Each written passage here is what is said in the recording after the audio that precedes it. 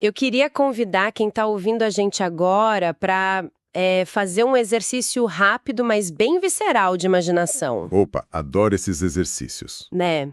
Então, fechem os olhos por um momento, quem puder, claro, e viajem no tempo com a gente.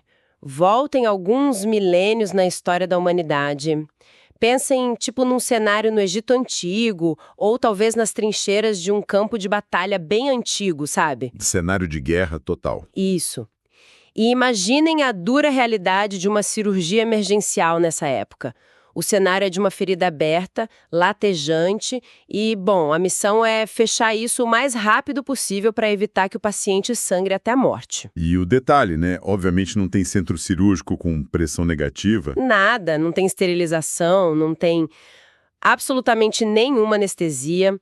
Para unir as bordas daquela pele rasgada, os cirurgiões precisavam usar o que a natureza bruta oferecia ali na hora. O que tivesse na mão. Exatamente. A gente está falando de recorrer a materiais tipo fios rústicos de algodão, crina de cavalo, tiras de couro, seda não tratada, ou até, olha que loucura, mandíbulas de formigas gigantes. Nossa, os famosos grampos biológicos. Exato, que travavam a pele. Ou até mesmo o famoso catgut, que, por mais inofensivo que o nome soe, né, era essencialmente feito de submucosa de intestinos de ovelhas. Ou serosa bovina torcida. Material extremamente rudimentar. Pois é uma atmosfera de pura angústia e espanto, sabe? Uma luta crua pela sobrevivência, onde o tratamento podia, tipo, ser tão letal quanto o próprio trauma. Com certeza. O risco de infecção era astronômico. E aí, isso levanta uma curiosidade imensa para nós. Como que esse gesto tão rudimentar, né, que é o pilar mais básico da cirurgia, evoluiu de forma tão espetacular a ponto de salvar milhões de vidas na medicina moderna? É sobre isso que a gente vai falar hoje. Mas antes, este é um podcast da NP Conhecimento em Saúde, uma empresa de renome nacional e internacional totalmente voltada a trazer conhecimento de ponta e atualização de alto nível para todos os profissionais da saúde. Muito bem dito.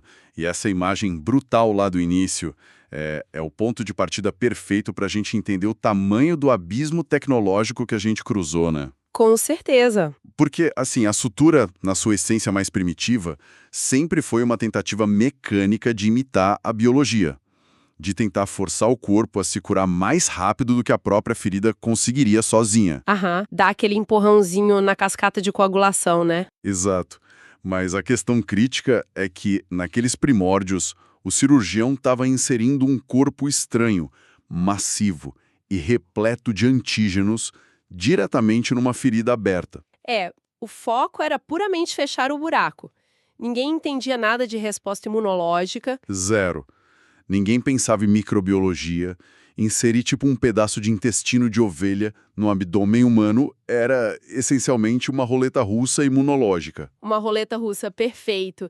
E, bom, para aprofundar nessa jornada, né, de como a gente saiu dessa barbárie orgânica para a precisão nanométrica, nós aqui preparamos essa imersão detalhada, E que imersão! né? A nossa missão hoje é traçar a linha do tempo da evolução das suturas médicas, saindo desses materiais orgânicos até chegar nos fios inteligentes do futuro. E o que torna essa transição fascinante é investigar justamente a falha biológica desses materiais orgânicos. Se a gente analisar, por exemplo, a era de ouro do catgut e da seda rudimentar, do ponto de vista celular, as limitações eram catastróficas. Era o corpo brigando com o fio, basicamente. Exatamente, porque o catgut é colágeno de outra espécie. Quando ele entra no tecido humano, o sistema imunológico reconhece quase instantaneamente como uma proteína invasora. Aham. E aí os macrófagos, os neutrófilos, eles migram para o local em massa. O resultado prático é uma reação inflamatória absurda, o corpo entra em estado de alerta máximo. Deixa eu ver se eu entendi a física do problema aqui. O problema não era só a rejeição em si, mas o mecanismo de como o corpo tentava se livrar desse material, certo? Tipo, a degradação era feita à força. Esse é o cerne da questão, o mecanismo de degradação. O catgut é destruído por digestão enzimática, ou seja, Os macrófagos liberam proteases para literalmente devorar o fio. Caramba! E o grande problema é que essa atividade enzimática varia de forma muito selvagem. Depende da vascularização do paciente, do estado nutricional, se já tinha inflexão. Ou seja, a taxa de absorção era totalmente caótica, né? Total. Um fio podia perder a força em 5 dias num paciente e em 15 dias no paciente do lado. Nossa, e se o fio é digerido antes do tecido cicatrizar, a incisão simplesmente abre, a famosa deiscência. Exato, pesadelo do cirurgião. Para quem tá nos ouvindo visualizar o quão perigosa é essa incerteza, é como tentar consertar o motor de um carro de Fórmula 1 usando, sei lá, uma corda de sisal velha encontrada na garagem, sabe? Uma baita analogia. Pode até segurar na hora, mas ninguém sabe quando vai arrebentar e estragar a máquina inteira. Ou, usando outra imagem, é tipo tentar derreter um bloco de gelo jogando jatos de ácido nele de forma aleatória. Perfeito, perfeito. Dependendo de onde o ácido cai, o gelo quebra de forma totalmente caótica. Você nunca sabe qual parte vai ceder primeiro. Esse é o Catigutti sofrendo digestão enzimática, né? É um nível de instabilidade que a cirurgia moderna simplesmente não tem como tolerar.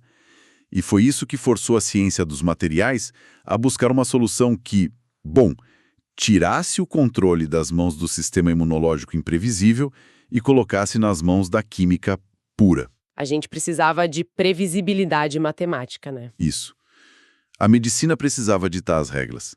E isso nos leva à introdução, que foi revolucionária, dos polímeros sintéticos. A era dos laboratórios criando o material perfeito. A gente está falando de estruturas moleculares desenhadas do zero. Engenharia de polímeros na sua melhor forma. O grande divisor de águas foi o desenvolvimento de materiais de altíssima performance. Estamos falando do ácido poliglicólico, o famoso PGA, a poliglactina 910 e a polidioxanona, o PDO. E a superioridade dele está justamente no mecanismo de como eles desaparecem do corpo. Eles não sofrem aquele ataque enzimático violento, né? Não. Eles são degradados por um processo muito mais elegante chamado hidrólise. Ah, legal. E voltando para nossa analogia do gelo, a hidrólise seria como deixar aquele mesmo bloco de gelo derreter, tipo, sob a luz do sol, né? É um processo contínuo, uniforme, que afeta a estrutura como um todo de um jeito super calculável. Exatamente, uma comparação excelente.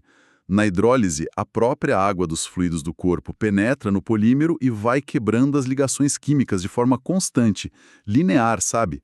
Não depende da fúria dos macrófagos. Nossa, isso tira aquele fator caótico da equação. Tira completamente. A hidrólise garante que o cirurgião saiba, com precisão de dias, por quanto tempo o fio vai manter a integridade. Isso é crucial para tecidos de cicatrização lenta, tipo a face abdominal. E como não é uma proteína invasora, a reação inflamatória é mínima, imagino. Quase nula. O corpo só dissolve o polímero ao longo do tempo. Fascinante. Mas olha, pera. Vamos desempacotar uma questão arquitetônica aqui que sempre gera um certo debate. Manda! Analisando a estrutura física desses fios, a física diz que as suturas multifilamentares, aquelas trançadas, né, oferecem uma segurança de nó muito superior por causa do atrito entre as fibras. Sim, o manuseio é excelente. São bem mais maleáveis, então se o fio trançado segura melhor o nó e é mais fácil de manusear, por que a medicina não universalizou o uso das suturas trançadas? Por que manter e priorizar os fios monofilamentares, que às vezes são meio rígidos, têm memória de forma? É o dilema clássico da capilaridade, né? A resposta para isso está na dinâmica dos fluidos e na microbiologia. Pensa na estrutura de um fio trançado sob o microscópio. Ele tem vários microfilamentos entrelaçados. Tá. E entre eles existem espaços microfissuras. Esses espaços funcionam como tubos capilares. O fio trançado age como uma esponja, sugando fluidos ao longo de todo o trajeto da sutura. Ah, e naturalmente, onde o fluido vai, as bactérias vão de carona, né? Vão junto. E o quadro é ainda mais complexo por causa do tamanho molecular. As bactérias são minúsculas, elas entram perfeitamente nessas microfissuras. Os macrófagos do nosso sistema imunológico são células grandalhonas. Eles não conseguem entrar nesses espaços para caçar as bactérias. Nossa! Então o fio trançado cria tipo um santuário inatingível para as bactérias. Um santuário arquitetônico impenetrável. Elas formam biofilmes em segurança, protegidas até dos antibióticos. É por isso que os fios monofilamentares, como o PDO, revolucionaram tanto a prática clínica. Porque eles são uma linha contínua e lisa. Ultra lisa, não tem interstícios, não tem esconderijo para a bactéria. E isso reduz drasticamente o risco de infecções. Então, no fim das contas, a cirurgia moderna vira um jogo de xadrez altamente estratégico, né? Entre a segurança do nó e mitigar o risco infeccioso. Decidir a estrutura do fio é uma responsabilidade imensa para o cirurgião. Imensa, com certeza. Por isso, queria fazer uma pausa rápida para um convite. Boa. Se essa imersão, tá te trazendo clareza e insights valiosos para sua prática, tira um segundinho agora para curtir esse áudio, compartilha esse material no WhatsApp, manda para os grupos de residentes, para os colegas de plantão e, claro, não esquece de se inscrever no canal da NP Conhecimento em Saúde para garantir que a sua atualização profissional não pare por aqui. Isso aí. O compartilhamento da ciência de base é o que move a inovação clínica, né? Sem dúvida. E assim, se a gente puxar esse raciocínio para a próxima etapa histórica, uma vez que essa questão do polímero e da capilaridade foi dominada, a ciência médica começou a fazer uma pergunta muito mais ambiciosa. Qual? Por que o fio precisa ser só uma âncora inerte? Sabe, como a gente transforma o próprio fio num agente terapêutico? Nossa, isso é uma mudança de paradigma monumental. A ideia de que o fio deixa de ser só fita adesiva, que une a pele e vira o próprio remédio. Exato, ele passa a tratar ativamente a ferida. O primeiro foco disso, claro, foi combater as infecções de sítio cirúrgico, que ainda são uma complicação devastadora. Muito comum, inclusive. Pois é. Então a indústria começou a criar suturas com revestimentos antibacterianos, impregnados no polímero. O triclosan foi pioneiro. Mas a tecnologia atual saltou para nanotecnologia. Fios revestidos com nanopartículas de prata. Pera, prata? Prata. Eu sei que a prata é usada como antimicrobiano há séculos, né? Mas em nível nano, o mecanismo de ação deve ser bem diferente. O que exatamente a prata faz na parede da bactéria? O segredo está na área de superfície. Na escala nano, a área de contato da prata com os fluidos é gigantesca. Quando essas nanopartículas encontram o exudato da ferida, elas começam a liberar íons de prata de forma constante. Aham. E esses íons, eles têm afinidade com enzimas da bactéria. Eles se ligam na membrana celular e causam um estresse oxidativo severo. Basicamente, a prata perfura a armadura da bactéria. Caramba. Invade a célula e destrói o DNA microbiano.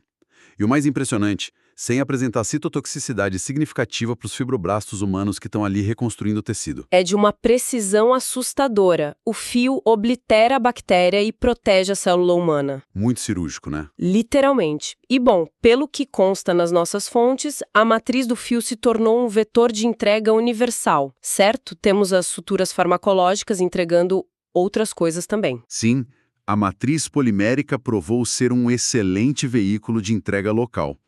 Engenheiros desenvolveram suturas que liberam antibióticos potentes, tipo a vancomicina, diretamente no leito da incisão. Isso evita toxicidade sistêmica, né? Exato. Atinge concentrações bactericidas altíssimas no local, sem sobrecarregar o rim do paciente. E tem mais. Temos fios impregnados com anestésicos locais, como a lidocaína. É fascinante pensar nisso. O anestésico é liberado devagar, bloqueando a dor nos nervos seccionados. Isso despenca a necessidade de opioides no pós-operatório. É entregar a medicação diretamente no código postal do trauma. Mas olha, isso resolve o componente bioquímico, né? Se a gente olhar para a evolução biomecânica de como a ferida é mecanicamente fechada, também tem avanços absurdos, por exemplo, a eliminação do nó cirúrgico. A biomecânica é fundamental, especialmente com cirurgia robótica e laparoscopia. Dar nó num espaço pequeno é super difícil. Muito complexo. Para resolver isso, surgiram as suturas farpadas sem nó. Os fios farpados, né? Isso, geralmente feitos de PDO. A arquitetura do fio tem microfarpas cortadas a laser. Quando o fio atravessa o tecido, essas farpas abrem e ancoram na derme, impedindo que o fio volte. Nossa, então a tensão é distribuída uniformemente por todo o comprimento a cada passada? Trava a ferida sem precisar daquele nó isquêmico nas pontas? Perfeito. O que nos leva ao alívio de tensão profunda. Ah, isso é crítico. Se a pele sofre muita tensão, a vascularização é comprometida, o tecido cicatriza mal e tem alto risco de abrir. E uma das pesquisas que a gente mapeou fala justamente de uma técnica muito inovadora sobre isso. Sim, o estudo sobre a técnica chamada Split Level Folding Step Type. Isso. Explica pra gente. O método tradicional aproxima as bordas da pele de topo, criando uma linha de alta tensão. Essa técnica nova propõe dobrar as pontas da derme profunda. Para eu conseguir visualizar, é tipo, em vez de tentar colar as bordas finas de duas folhas de papel, o que rasgaria fácil, eles dobram as pontas para criar umas abinhas e colam aba com aba. Multiplicando a área de ancoragem. A analogia perfeita. Ao sobrepor essas camadas profundas, eles criam uma base de contato massiva. A carga mecânica não fica mais focada na epiderme frágil. E nos testes, essa técnica suportou uma carga de tração enorme. O aumento da resistência é colossal. E junto com isso a gente vê o uso cada vez maior de zíperes cirúrgicos também, né? Que distribuem a tensão através de polímeros adesivos ao redor da incisão, evitando até os furos da agulha. Exato.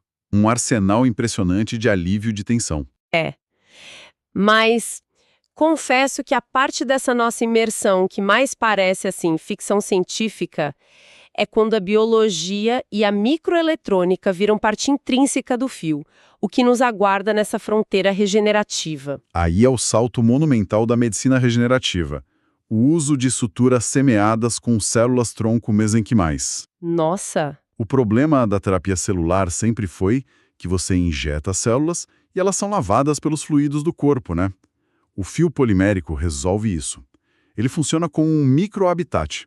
As células são cultivadas na matriz do fio no laboratório. Ah, então quando o cirurgião sutura, ele está ancorando mecanicamente essas células-tronco exatamente na linha do trauma. Em sincronia perfeita.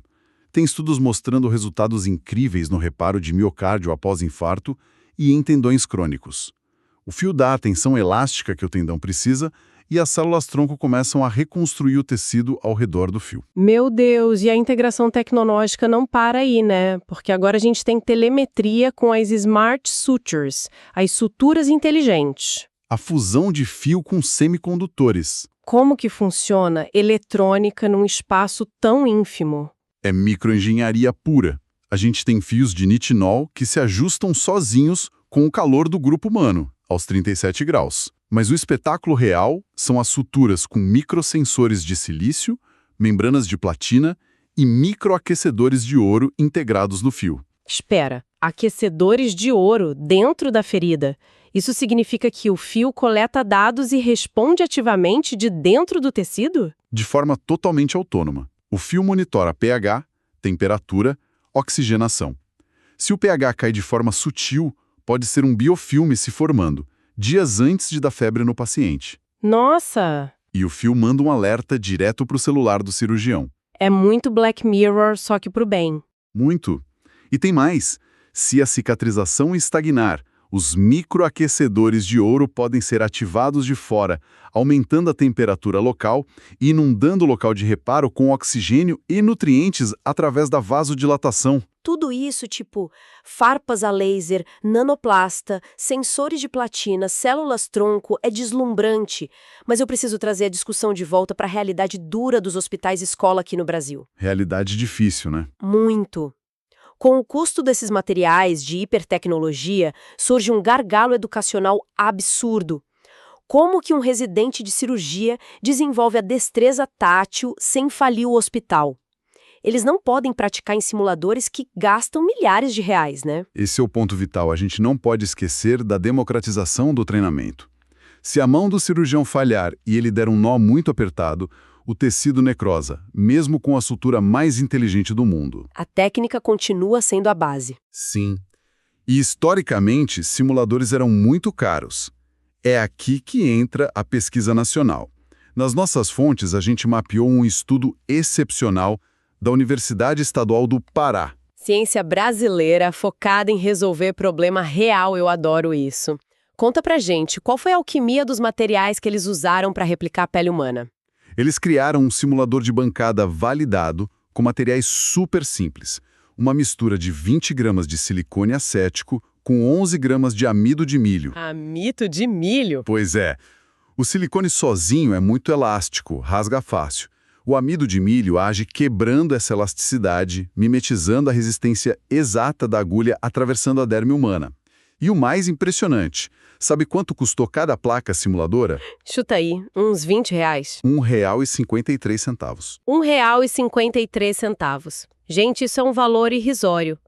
Permite uma escalabilidade infinita, né? O residente pode dar 1.000 pontos por dia se quiser, até a técnica virar reflexo medular. E os testes empíricos validaram isso.